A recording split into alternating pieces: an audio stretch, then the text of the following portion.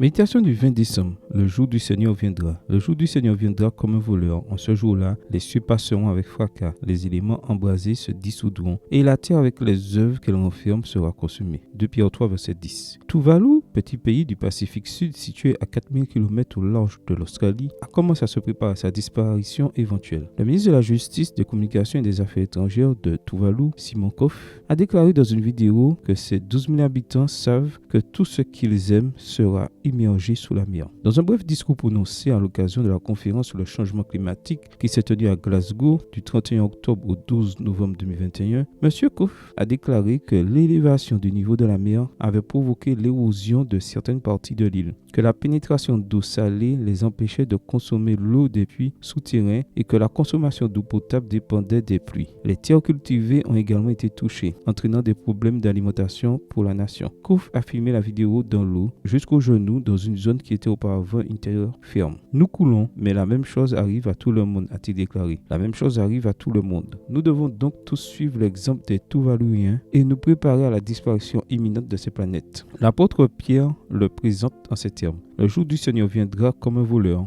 En ce jour-là, les cieux passeront avec fracas, les éléments embrasés se dissoudront, et la terre avec les œuvres qu'elle renferme seront consumées. 2 Pierre 3, verset 10. Oui, tout ce que nous connaissons, tout ce que nous aimons, tout ce que nous voyons disparaîtra. Et disparaîtrons nous aussi? Pierre nous rappelle, mais nous attendons selon sa promesse de nouveaux cieux et une nouvelle terre où la justice habitera. 2 Pierre 3, verset 13. Le monde sera détruit. Aussi, notre espoir n'est pas en cette terre, mais en la promesse de nouveaux cieux et une nouvelle terre. Une promesse qui nous motive à vivre comme des personnes dont l'attention est au-delà de cette terre. Et lorsque tout ce que nous connaissons aura disparu, vous et moi vivrons sur une terre où il n'y aura plus ni deuil, ni cri, ni douleur, car les premières choses ont disparu. Apocalypse 21, verset 4. Amen. Bonne journée à vous et que le Seigneur vous bénisse.